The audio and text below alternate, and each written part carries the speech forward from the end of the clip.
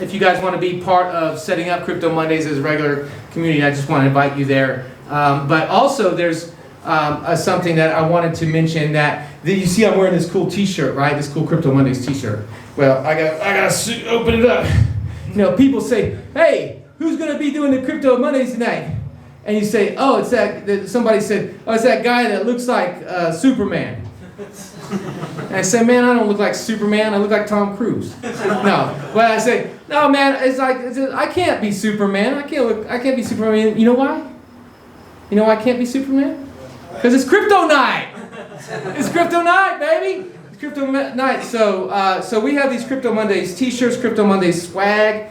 But these are special t-shirts, and the speakers tonight, only the speakers at Crypto Mondays Global are getting these t-shirts because these t-shirts have a special code, and that code leads to a digital badge.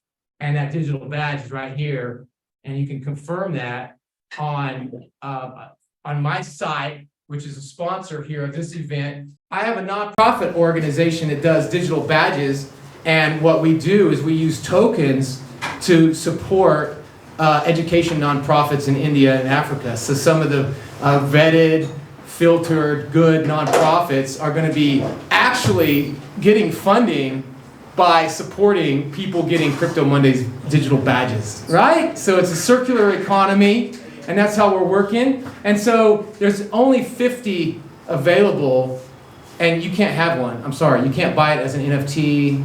You have to be a speaker on my show to get it. And what does it give you if you have this t-shirt or this badge, this digital badge? It gives you access to get free drinks, free food, and VIP table at any Crypto Mondays that you go to, right? So we have, if you're in any city around the world, any major conference, if you're token Singapore 2049 right now, and you're part of the Crypto Mondays VIP group, you're at the VIP table with the big name people, all right? And you know what? That concept is not new. Exclusivity is not new, is it? Because you guys are in a house right now that's all about exclusivity and community and setting itself apart from just the masses. You guys, I don't know if you know this, but this place is a member-only space. I mean, have you ever seen a hostel as cool as this? Right? No? No. Well, I mean, I've been in a couple places like this. So if you want to support, so we're on Polygon though, but you can make your own digital badge project. You can see it right here at get-smart.net. So you can support developers. This is a way to have people with informal qualifications to formalize those, because the economy of informal education is 92% and the economy of formal education is 8%. So we want to empower a lot of those people that are learning things not in the university, not in the school, not learning how to be slaves to an old system that's basically keeps people in poverty and doesn't give them any achievements that they hold. It's on Polygon, which we all know. We've had a couple big people from Polygon up on Crypto Mondays stage. You all know Sandeep Nawal. Yeah. And anybody know Sameep Singhania from Quick Swap? We just had him on in Delhi. So we're big fans of all these people. So if you want to learn about like what we're doing, so here's our first. We just kicked this off live of 2 weeks ago, and I held off on this for 6 years, y'all. Right? Say, who's Josh? Who's this guy in the funny sunglasses, right? I'm going to tell you who I am in just a second. All right? I'm going to reveal it. I'm going to turn off the camera first. But here's the thing, dude. Last Saturday night, on my way from Mumbai to here, I got the confirmation that this is a nonprofit in the United States. That means it's the first crypto that can be run in the United States besides Bitcoin, everybody. I want you guys to, think about that, all right? So it's running through our charity, and you know what? We care about India and education. So Manzil, I don't know, Ravi Gulati, who's an amazing guy. They're starting off with Manzil, and Manzil is a school over there in New Delhi, and they have volunteer teachers, and so we're going to be funding through the badges that we create and the tokens that we trade as a nonprofit. Will be as a side benefit putting these teachers into college right here in India that are working in these low-income schools and communities. So I'm very, very excited about that. And you say, well, what the heck are you doing, Josh? Are you doing all this stuff? So you can find out more about the projects. We're going to have Teach for India on there and several things else. But you say, well, what is this all about NFTs and all this stuff that you're doing, Crypto Mondays? Where did you come about? I'll just give you my context real quick, and then we're going to pull up our amazing featured guest speakers tonight. Just to give everybody context, because they don't know who I am, they call me the NFT Professor. All right? So, non-existent right now, and we can do it in Web3. And we can do it in a way that supports low-income communities. We can incentivize contributors. We can make circular economies. We can change the world through NFTs. NFTs changes ownership. You know what I mean? NFT changes the game. And we're going to learn one of the best use cases right here, right now, about real estate from some people that have been doing it big time here in India and are getting ready to do it big time all around the world. And the last thing I'll say before we bring up our guests is that if you are a startup and you have a good idea, you might want to come up on my stage. Because if you've heard of Empire DAO, anybody heard? A couple of people have. This place is built on the idea of Empire DAO. And guess where Empire DAO is in New York City? Guess where they got their first investment? Crypto Mondays. My Crypto Mondays. All right? So people are watching y'all. All right? So we want to get investment for you. We want to build community here in Bangalore. We want to make this the hottest city in Asia. All right? And I know people say, but Delhi's hotter than Bangalore. No, we're going to make this hotter than that. So before I pull up our guests, I'm super happy to invite our guests up here. I just want to ask you a quick question, guys. How's the Josh? How's the Josh? How's the Josh? Hi, sir. All right, it's cool. All right, guys. All right, I'm going to invite the team up here. First, I want to invite Samurai up by himself, just for a couple minutes to have a chat. This is Samurai. Is it? All right. Welcome to Zoho House. All right. Am I good? Yeah. Yeah, my name is Samurai. Of course, it's not my real name, but it is the internet identity that I go with, and there is an entire world that only knows me by the name Samurai. And yeah, welcome to Zoho House. I guess we're going to talk about a lot of Zo in the coming half an hour, so I'll keep that to it. And do we need to change something up or anything? Sitting or anything like that? No, I think we're going to be good. We got the streaming going, and we got the lights pretty good. We got a couple cameras going on. All right, so I'm gonna have Jack on the stage with me. All right, so we can talk a little bit more on the real world asset thing. Oh, okay. So yeah, this is what we want to do, right? I like to keep in the flow, right? That's why I fit really good with India, right? We stay in the flow. So we might change up, we might mix up, we might have different people on stage. All right, you want to bring Jack up here? Hey. Absolutely. What's up, man? How's it going, man? Welcome. This is Captain Jack. He's the Chief Strategy Officer of Zoho and Global. I'll have him introduce himself. Hey guys, how's it going? Zuzo. People know me by different aliases. Some call me Captain Jack, some call me Wild Fever. Yeah, I've been with Zostel and Zoho for the past 10 years now. We've been building a lot of cool stuff in real estate and hospitality. We are the world's largest hostel chain, and with Zoho, we are in it for the next 10-15 years, trying to build the decentralized operations layer for the entire Web3 economy. So really excited about what's to come. Okay, cool. All right, so Jack got to introduce himself, but Samurai, introduce yourself a little bit, and are we gonna have any space for anybody else, or we can switch in? Yeah, I think we as can well. switch or make space for Kulsa as well. Yeah, because I'd love to have We can Kulsa. just put it like in the talk. Yeah, we'll do Oh, a fireside. yeah, let's do that, man. I love that. You see, this is what I also love about India, is like ready to do it.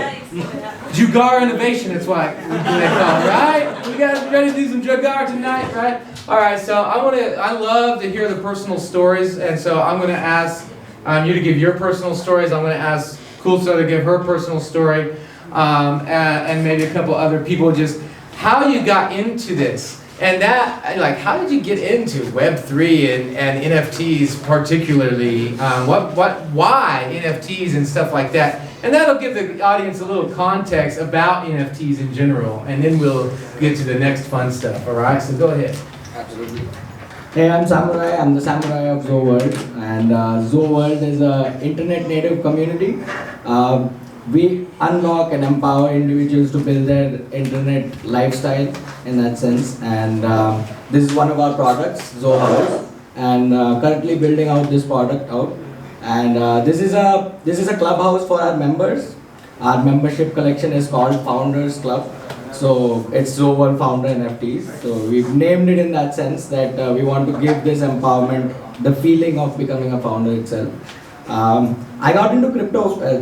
It's very cliche the way I got into crypto. I've known about Bitcoin from I think 2014-ish, but only knew about it as a digital payments protocol, and there's something going on with the tech space, and Web3 wasn't a term at that point. And 2017 is when like I actually degened in, like aped in, we might call it nowadays, but that's when I actually put some money into crypto.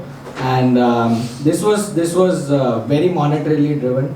It was everything was going up like crazy. It was the bull run happening, and that's why I got it. But I stick around for the culture and the community. I met a lot of people. At one point, all of my entire portfolio was like 10% of what it was. Yeah. But I've gained now like an entire community of internet folks that I don't know where they're from or what they do, but I just like hanging out with them. Right, so stuck around for that, and then that's when NFTs comes into picture. NFTs were around for a bit, not popular till I think 2020, I think, right? And then Bored Apes, CryptoPunks, and all these folks came out and showed us how to use these internet identities into the world, and that brought culture into crypto. And obviously, I'm a fiend for community and culture, so dived right in and find the right folks. Found Jack, found Bun, found DV.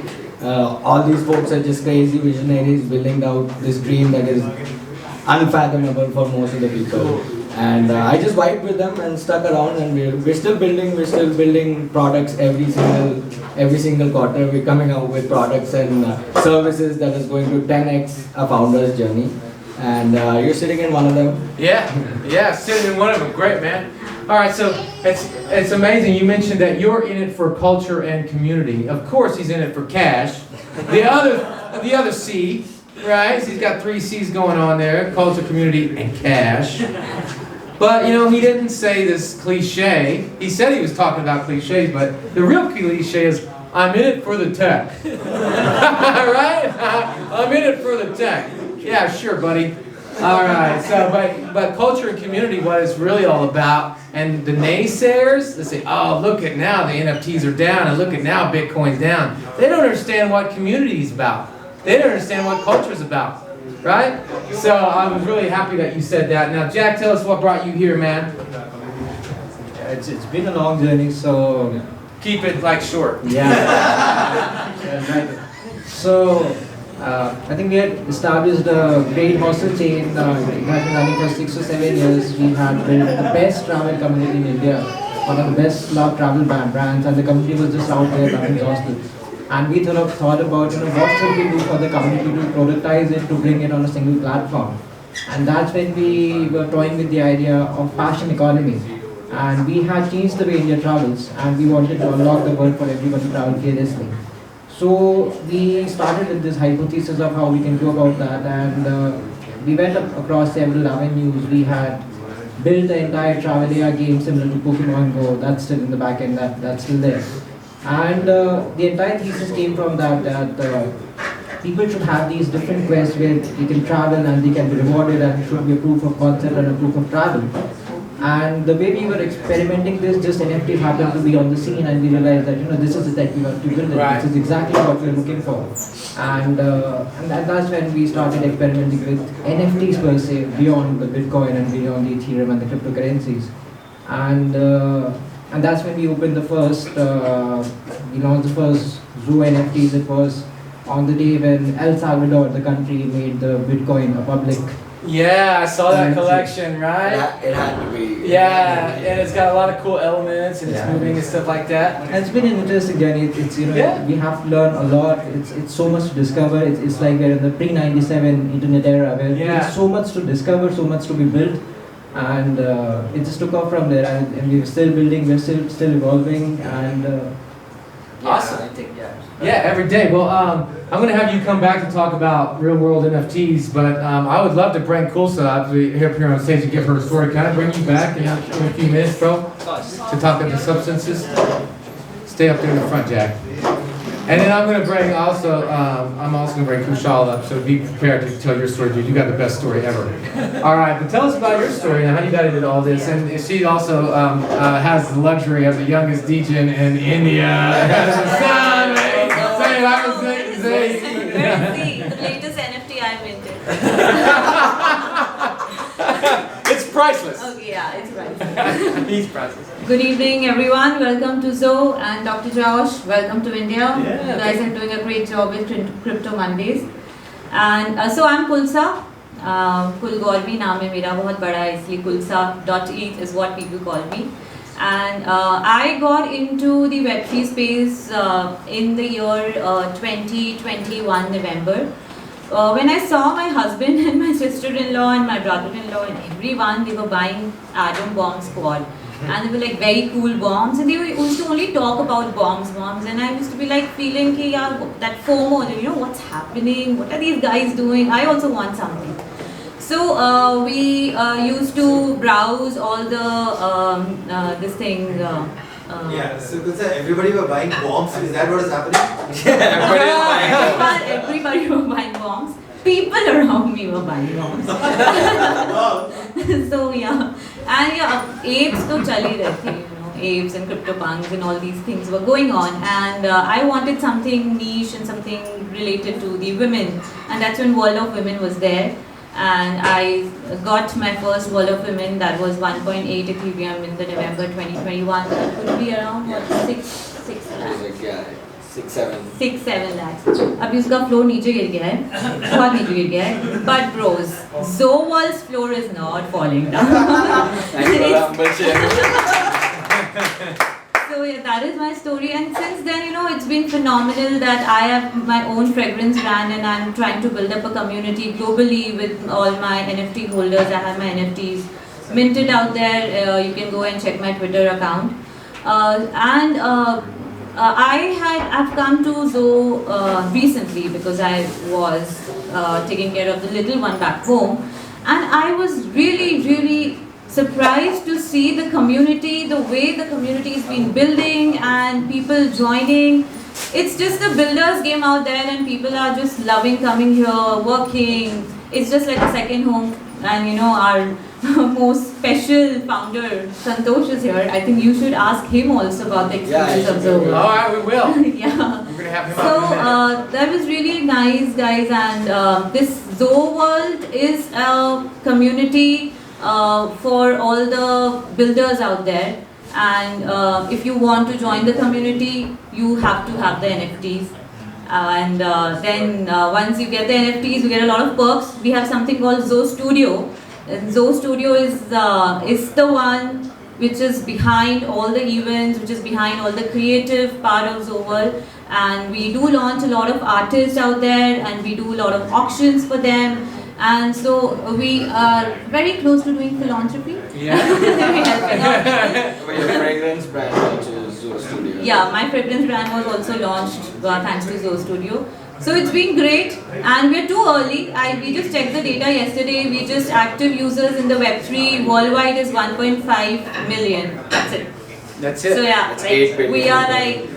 we're like top notch. So if you guys are there, and if you're here, that means you're too crazy and too smart. Well, you know what? So. Now that I know that you have a fragrance brand, I don't think your husband will mind me saying, you smell great, you know? I gotta say. So, but that's cool. So they have a studio, a Web3 studio that helps you out. They have also professional podcasting rooms. They have, lived in spaces where you can co-live. you know, you can have the VIP in your own private room, and of course you see the view. And they each got balconies and things, but they also have like more hostel style or the shared accommodation, you know, again for the philanthropy side. But it's a cool space. But beyond that, there's a lot more benefits that can be provided, which is being part of a community. And this is what we're going to get into. We're going to have one more story. And then we're going to get to the nitty-gritty, which is I know what you're all wanting to do, is get about what's the NFT's future, what are the real-world use cases. But I came here yesterday and I thought the stories were so interesting, so I'm going to ask, one more person to come up here, and then at the end I'm going to bring you up, okay? Sure. But right now I want to bring up Kushal. All right, give a round of applause for Kushal. Thank you very much, Tulsa. All right. Now, he has a really cool story because I didn't know, actually, he told me the story, but he's a super humble guy, and that's one of their philosophies here is be humble. But I didn't know that he won the poker tournament and actually didn't have any experience playing poker, or didn't have much. But just tell him your story real quick, and then explain kind of some of the direction of Zoe House as well that you plan on going before we move to the next bit.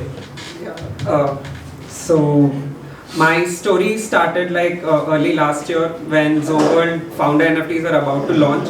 So I randomly stumbled upon Zoworld's website through Zostel's website, and I didn't know anything about Web3 beyond the cryptocurrencies. So after joining the server, all the meetings of Zoworld used to happen publicly, so anyone can walk into a meeting where CEO is talking and you can talk to them as well. So I also happened to do that, and Zoworld is. So at that point, Zoworld was trying to create a decentralized economy for the travel community across the world, and that got me very curious, like how is Web3 connected to a travel economy.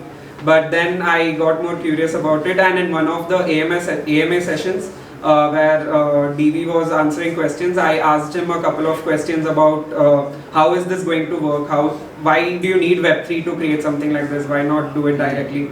So he was able to like give me answers that opened up my mind that there's a lot of stuff in Web3 that people might not know about. Even though I was in tech, I was working as a developer, I didn't have all that idea. So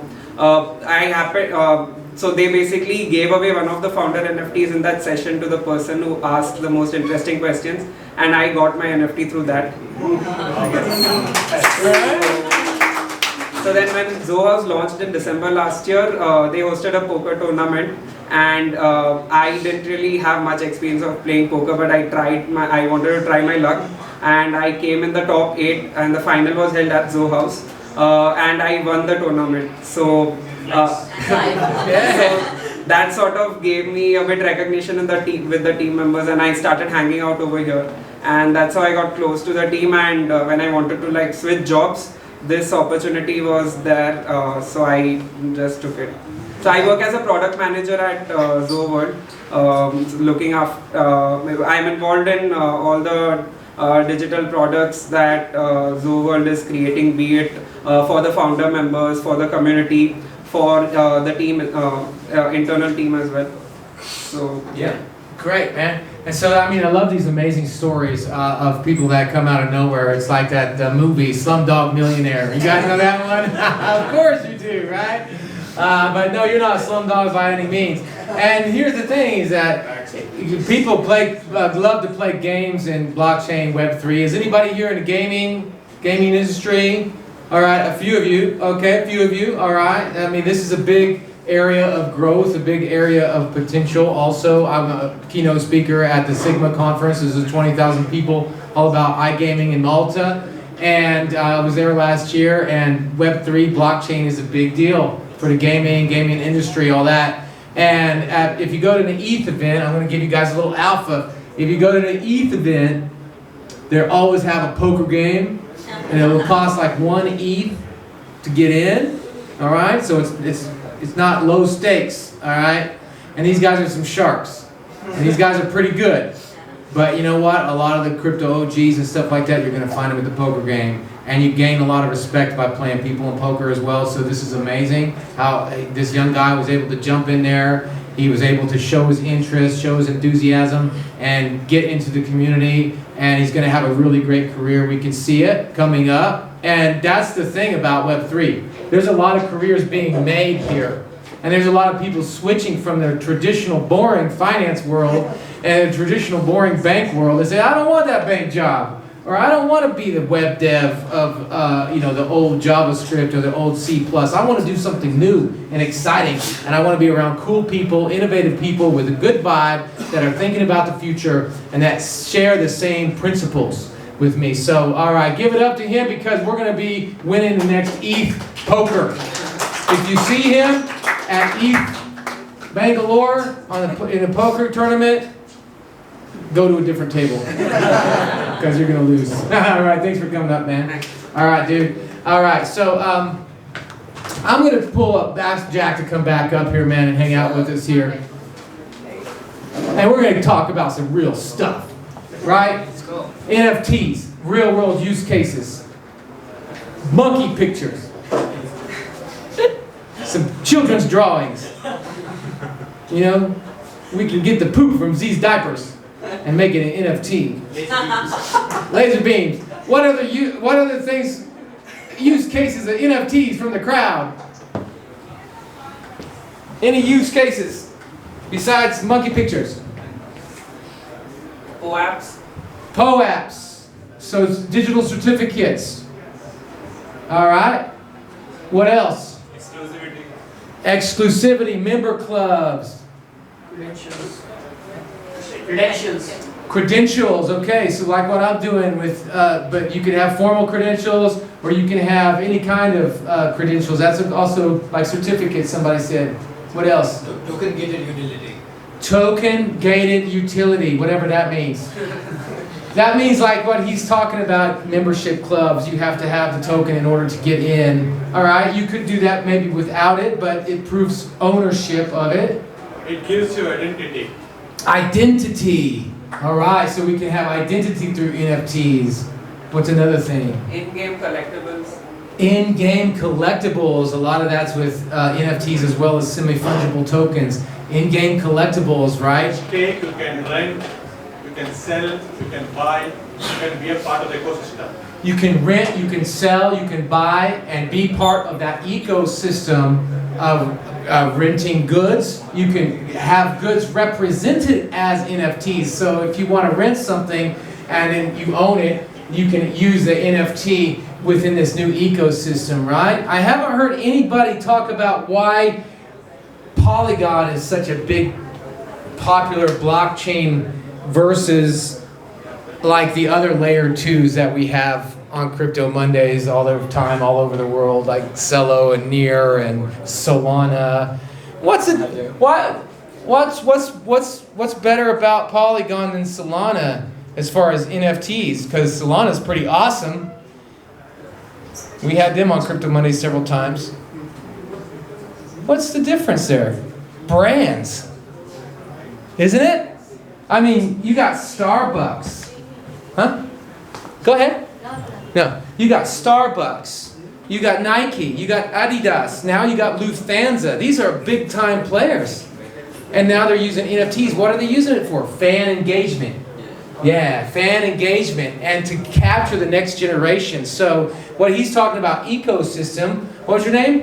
Rahul. Okay, Rahul was mentioning about ecosystem: buy, sell, trade, earn, receive, give. And what they found out, why are all these big brands on these blockchains now? It's not because, oh, it's much more easy to use than a Visa card or a loyalty point system, because we know it's not.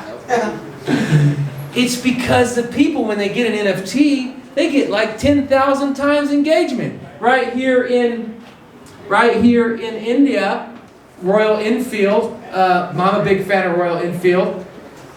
Anybody a Royal Enfield fan here?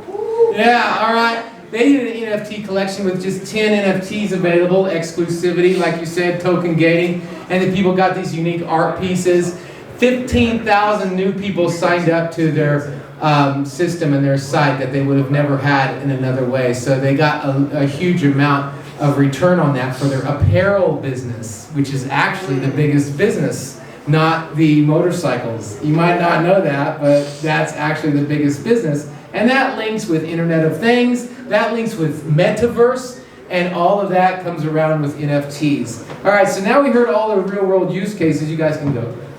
I mean, no. So for anybody that doesn't know, what's the real world use case of the NFT in Zoe House? You want to take it?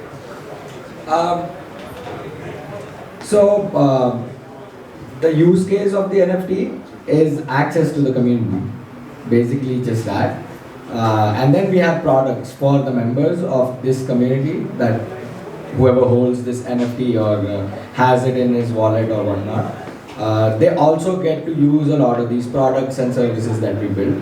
One of the products is Zoe House, which is a members only clubhouse, which gives them which has a stay, which gives them the entire lifestyle, which is like their food, shelter, and their clothes, and everything that they would need, and even the last element being like the socialized aspect of it.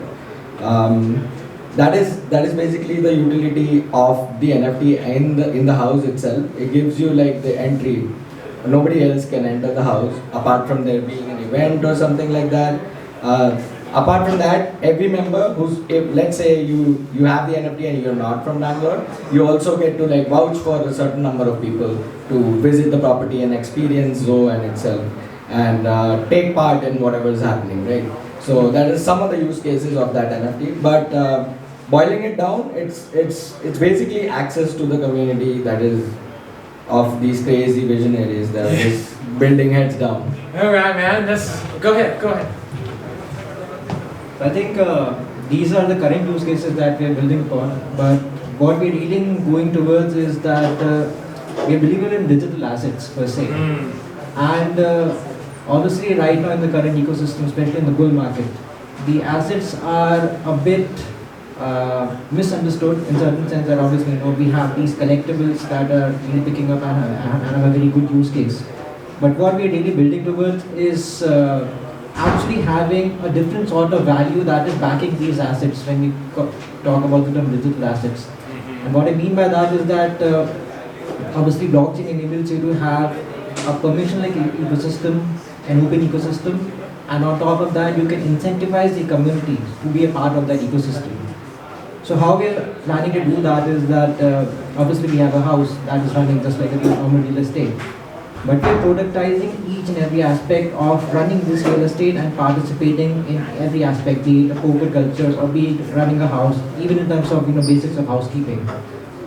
Once we're able to productize that, we can create digital assets, let's say in the form of a 3D room, like the one we are sitting in.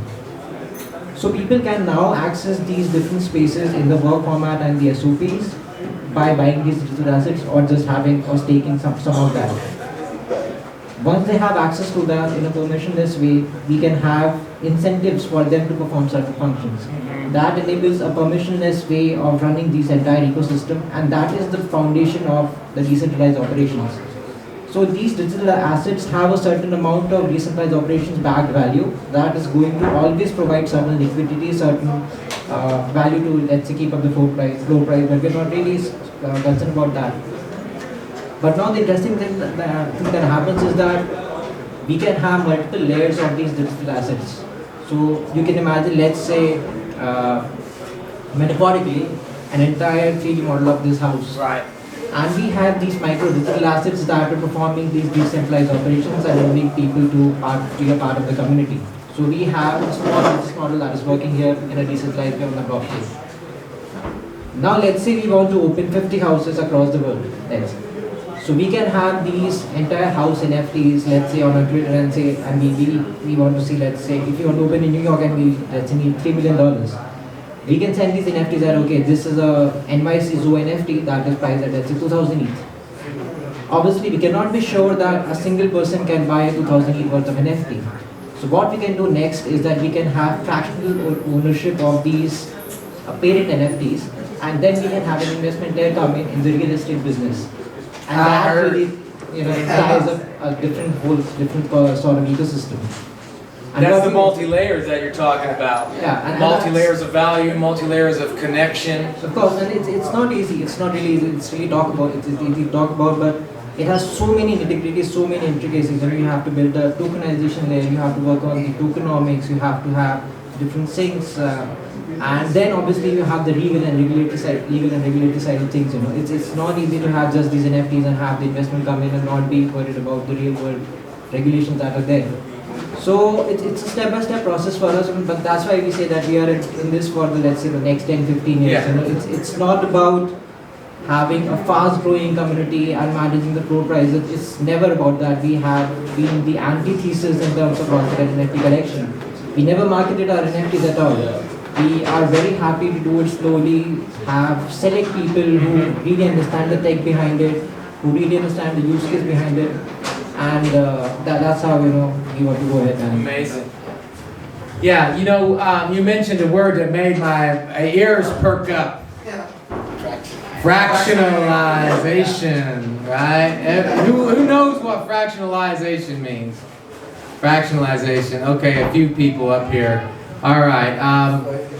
Who can give us I can give you. Basically, fractionalizing something is breaking it down, breaking the ownership down into pieces. Yeah. Like we did Crypto Mondays at Belvedere Museum in Vienna, Austria, with the Kiss painting, priceless painting by Gustav Klimt. You might see it. It's this gold painting of a man kissing a woman. It's like the Mona Lisa kind of level.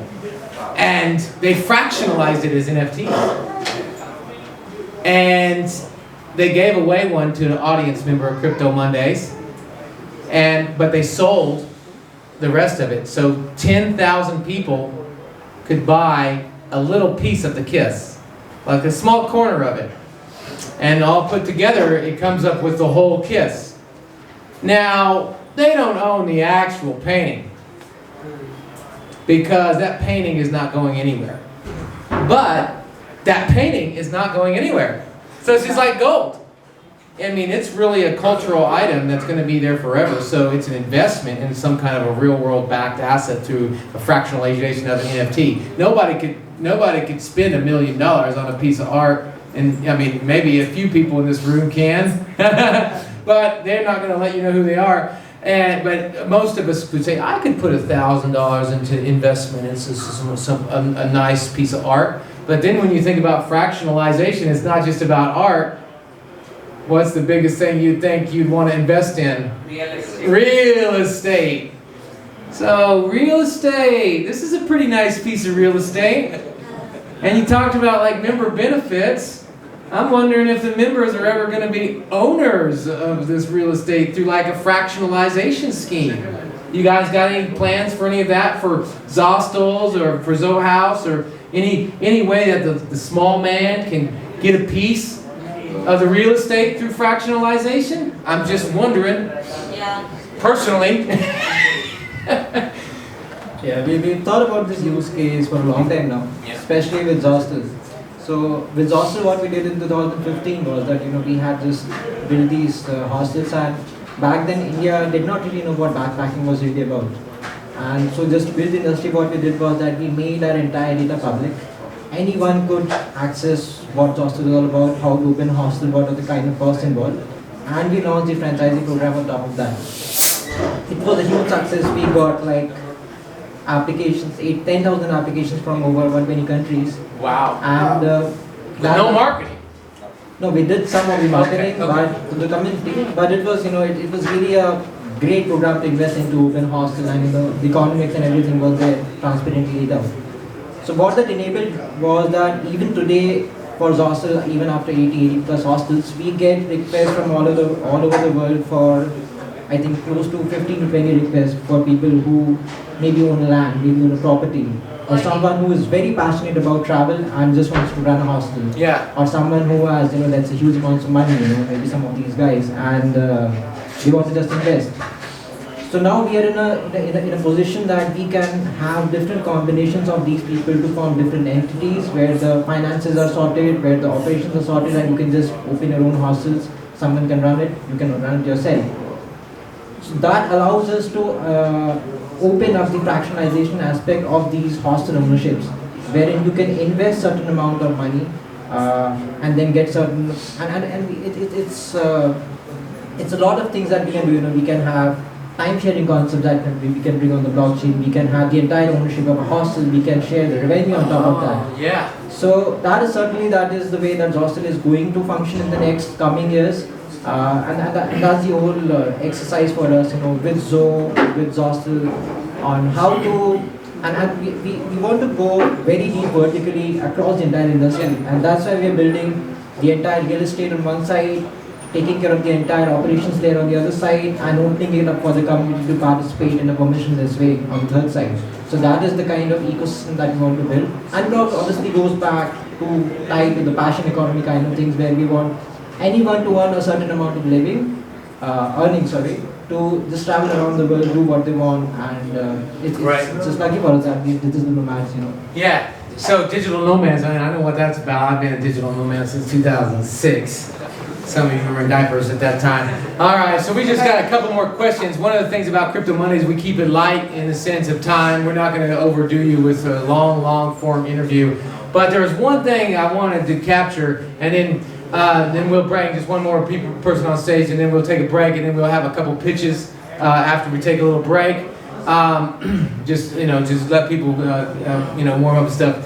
Something that's really cool. So we're talking about all these variety of use cases in this sandbox experimental space, right? And they've said they made a 10-year, 15-year commitment. That's smart money. It's just smart money, right? There's only one, she said that there's only 1.5 million people on blockchain, but we know there's going to be a lot more. We know there's going to be a lot more people doing nomad stuff. We know there's going to be a lot more people interested in passive income through small or minor investments, whether it's in fractionalized real estate or it's in some NFT project or some passion project that you're interested in. We know there's going to be One Direction fans turned into like the next Indian boy band super fans that are going to want to have all the NFTs and the swag and stuff. So they're just like, hey, we got an experimental space and we're doing all this. Now, what I found in this conversation yesterday with Samurai was super interesting about the experimental space. And it was actually a use case and an idea that I had never thought of before, man, guys. And I've been in 58 different cities in the last 500 days. I've been on stage over 100 times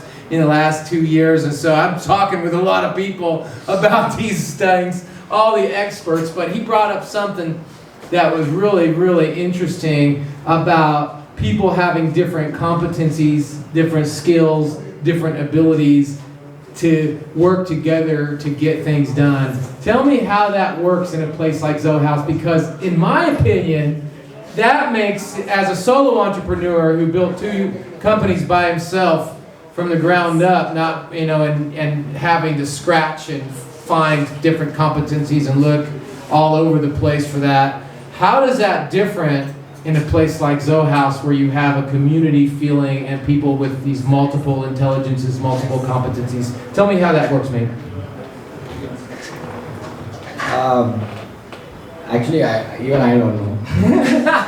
What happens? What happens? I think I can go a little metaphysical in this sense, that it's more about the frequencies that you're emitting. Every individual has their own vibrations, has their own frequencies that they emit into the world, right? And these are like your skill set. It could be something that you're good at. It could be something that you're passionate about. It could be something that you're working really hard to achieve. Anything of those sorts, and that these experiences and these things that you're thinking is emitting a certain sense of frequency, right? And when you have a place which is emitting this white noise kind of an environment, which is like non-judgmental, borderless, and permissionless, like he's saying, everybody is empowered enough to do whatever they want, and like you were saying, Web3 enables us to figure out what they're good at later on, because there's always something going on that we're building, and it's an experimental phase, so it gives a lot of time for everybody to get to know each other, right? You have to go on certain adventures with certain people to understand what they're about or understand the frequency that it's resonating. What we do here is we make sure there is ample amount of adventures that the members can go on, So eventually they'll figure out, and it'll all the puzzle pieces will just come together. It always has. So we're just manifesting it into reality by just wishing it to happen, basically. Okay, Right. but I'm like more likely to find a person who's going to have the skills I need, like for example, web design or a podcast person or a video person, you know, or So- like in the practical sense of forming a team and you know building you know somebody to help me with this really cool creative project.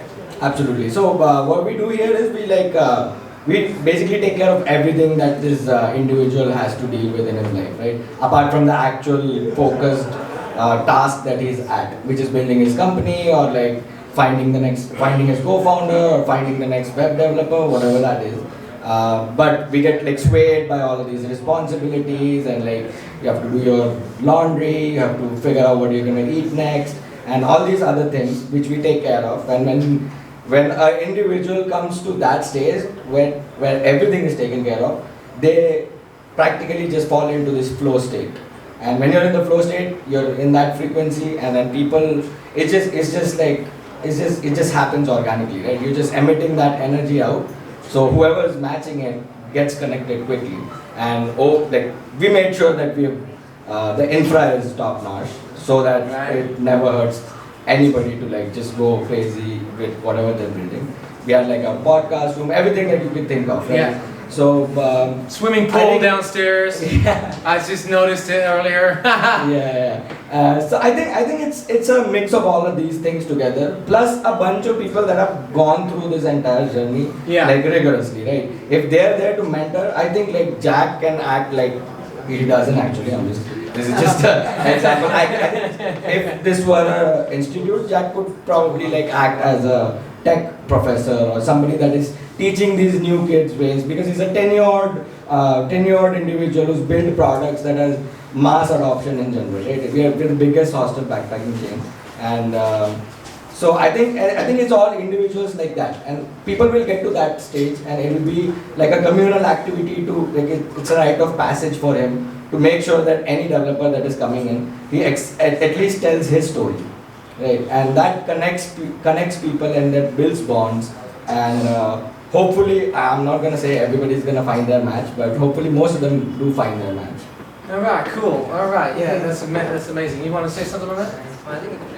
Yeah, mentors. So you get the mentorship, you get the camaraderie, you get the community, you get a studio, and if you need support on your building or whatever, you get that. All right. So I think we're about at the last question here. I mean, and we will pull in people to bring in for the founders and the pitch night as well. But I wanted to ask about Bangalore as a hub. All right, and India as a hub. But my man actually didn't get a chance to speak. So would you like? Satosh, sorry. So would you like to?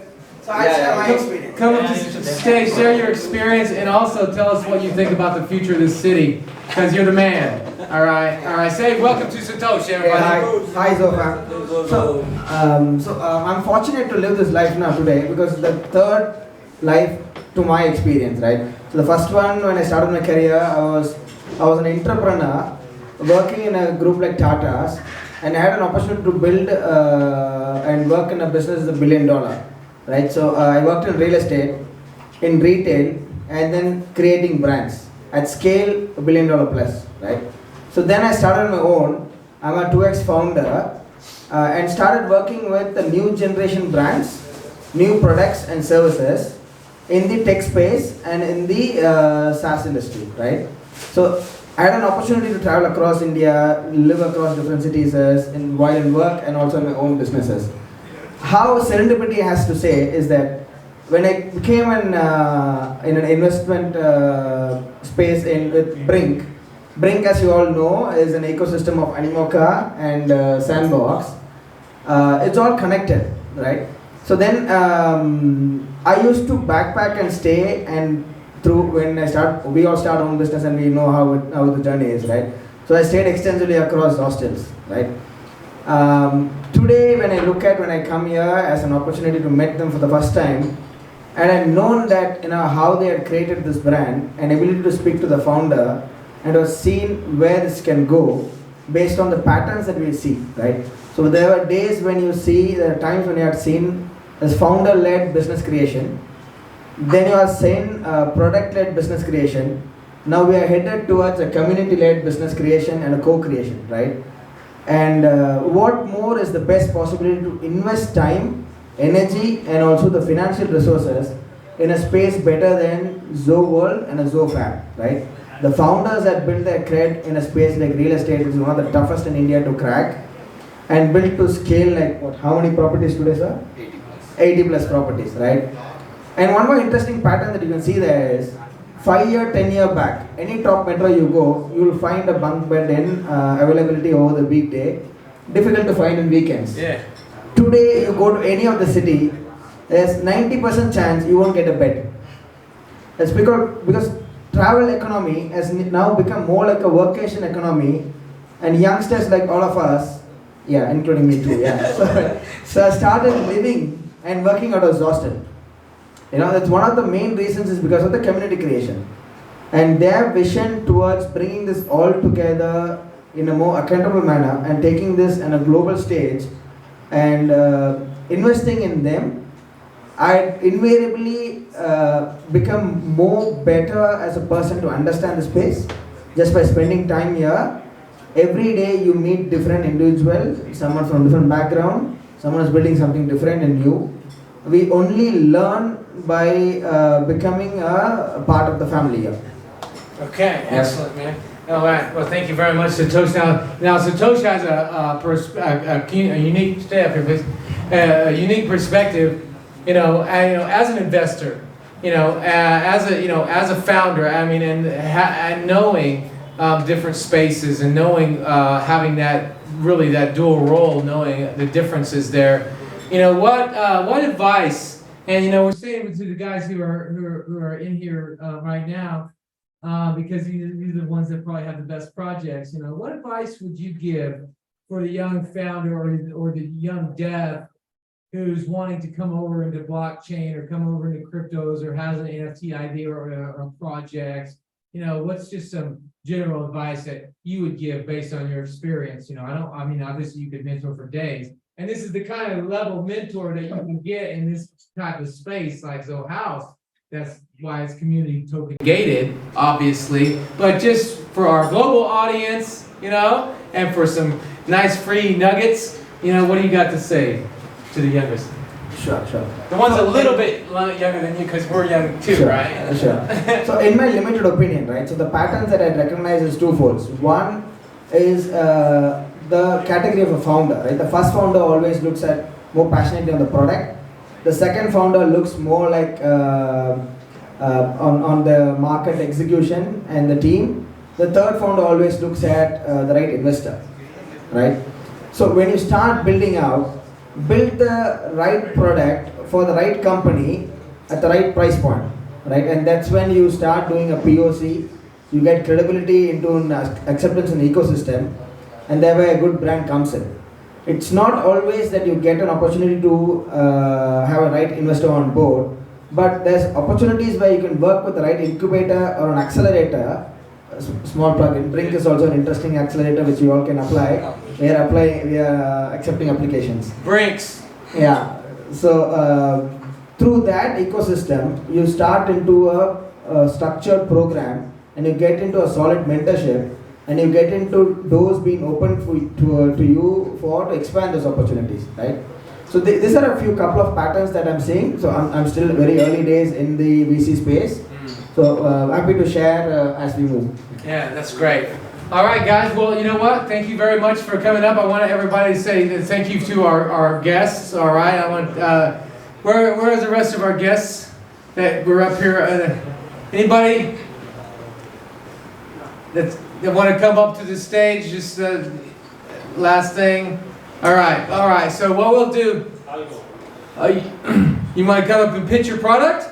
No, what's your experience in NFT? I had 2 years back. I'm sorry. I want to share my experience with NFT Axie Infinity. Oh, okay, great. All right.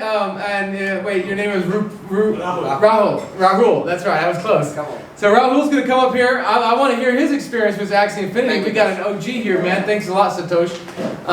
Satosh, Animoca Brands, right? Sandbox. These are big players. Brinks, check it out. Accelerator program. All right. Awesome. Rahul's here to talk about Axie Infinity. All right, exciting. All right, thanks. I'm a big gamer. NFS, Need for Speed, boxing, shooting, all those things. But then life happened and I went into jobs, very boring banking, financial jobs, which you don't want to have, but we do have to have. Yeah. It's a daily bread. Yeah. That being said, 2021, a very good friend of mine gave me an opportunity to manage Axie Infinity from Philippines, because I'm a process person. So I process a lot of Axie Infinity accounts, 57 of them throughout Philippines. I did it alone. It was an 18 hours job. Yeah. They had to buy NFTs, 3 of them, just to start playing. If you never know swimming, and if someone throws you in the water, your mind stops working for 10 minutes. For me, it was like 10 hours. Like, I don't know what I was getting into. I thought I know my games, but there was NFT, there was a Web3, there was Axie Infinity, all about ecosystem. It was a journey. It was not a good journey, but I loved the journey eventually in the end. People in the Philippines have 3 different things. Religion, common language, a very small country. COVID happened. Everything came to a stop.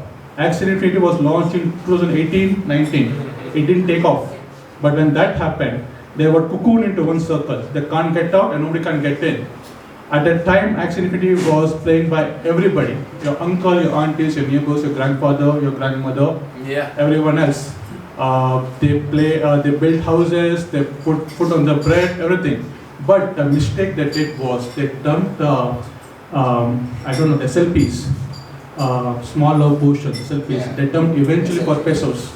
And when you dump into the ecosystem, the number of SLPs, and when pesos are less and SLPs are more, the amount comes down eventually. It goes to 0 amount. So Axie Infinity was a one-time wonder. Just like Hrithik Roshan, one-time wonder.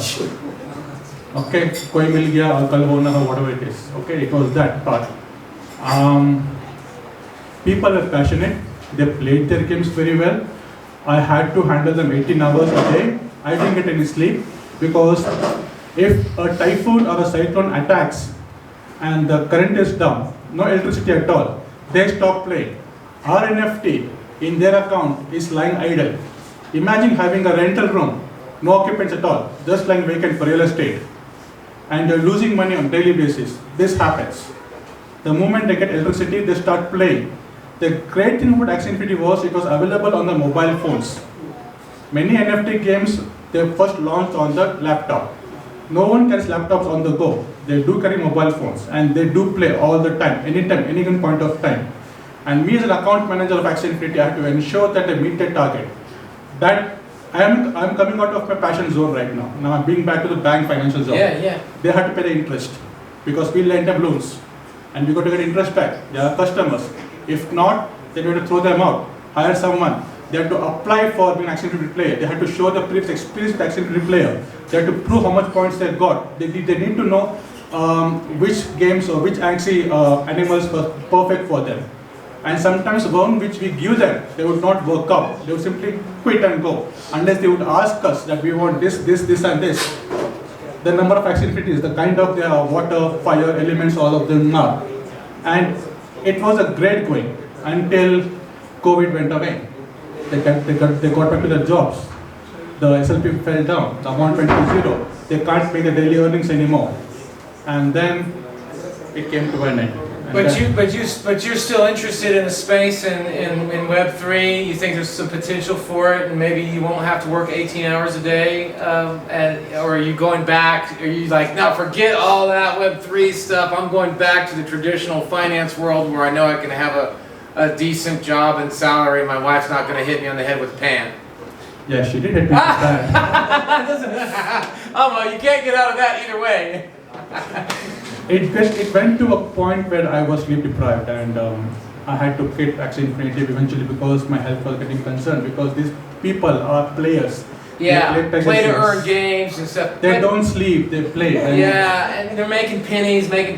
But the thing is that where are you at? Are you still like thinking that, hey, decentralization is the future, having multiple people, having investments, having alternatives to the bank, having control of everything, having alternative financial structures, having community-based, peer-to-peer kind of, opportunities and Yes. accessibility? Do you believe in that future? I completely agree with you. I believe in you because right now the financial future of our country and in our hands is taken by someone else. Decentralization is taking the power back from them and having an understanding among us, like there's no bosses, it's a flat hierarchy everywhere. I trust you, you trust me. If you break the honesty, you're out, that's it. You can't get back in if they cheat on us. And I believe because Bitcoin is the biggest decentralization finance ever there is no altcoin, there is only one Bitcoin, that's it. And right now I work for Density Exchange, which is a crypto trading platform, crypto futures. So it's a bit of a banking like finance thing. Yeah. I want to get back to Web3 NFT, no problem at all, but I need to find passionate people who work, who want to play and not only want to dump money. Yeah. That's the Philippine state. They played for money, they didn't play it for passion. You gotta have the passion and the interest as well. Otherwise, it's just gonna fall apart like Axie Infinity, right? It did fall apart. All right. Well, you know what? Futures is another area of supreme interest, right? And we might have a startup that comes and talks about futures trading here in a few minutes. But I want to thank Rahul for coming up here and sharing his story. Thanks a lot for that, man, and telling us what it's really like to work in the Philippines for a bunch of people and changing from one career to the next. And moving ahead on what you believe in and what you're interested in. Thanks a lot for that, man. It was a real pleasure. We're going to be out here for networking and things like that for a while. If anybody wants drinks or anything like that, then, you can order on the page, or then we're going to bring some up as well, some more up, and we're going to have some music so we can do the networking in a minute. I'm going to say thank you to all of our speakers tonight. I want a round of applause again. Thank you very much for Samurai, for Kosan, for Fatul, and also for Jack. Huh? Can we get a Zozo? And let's get a Zozo. Zozo. All right. Thank you for that, guys. And if you want, we're gonna stop the Crypto Mondays right now. Thank you all to our audience, his amazing audience that came out tonight for this kickoff. Again, if people want to get involved, they can get in touch with me, or they can join our our Telegram group. Everybody's got an invite. And invite your friends and things like that. But what we're going to do is we're going to take a break here. And in 10 minutes, we're going to come back for the live stream, the recording, because there's going to be VCs and people like that want to only see the pitches. They don't want to hear me talk. So we're going to come back in 10 minutes. So if you want to pitch, or you want to hear a pitch, then come back here in 10 minutes. Otherwise, do your networking, hang out, come talk to me, come talk to Samurai, learn more about the Zoho House. Maybe you can even buy one of the NFTs in the secondary market, because I think they're all sold out. So you'll have to go to secondary market, but I think they're at a decent price now. You're going to see that double in the next few weeks in the run up to ETH of Bangalore. I'm just saying. All right, so thank you very much to our streaming audience that kept on this long from India. Just to let you know, my name is Josh. They call me Dr. Josh, the NFT Professor. And in Hindi, Josh means energy, exciting energy. So I think in a different life I was actually born here because I got this energy all the time. And I just want to say, how's the Josh now, guys? How's the Josh? Hi, sir. Hi, sir. All right, thank you very much, everybody. We'll keep this on.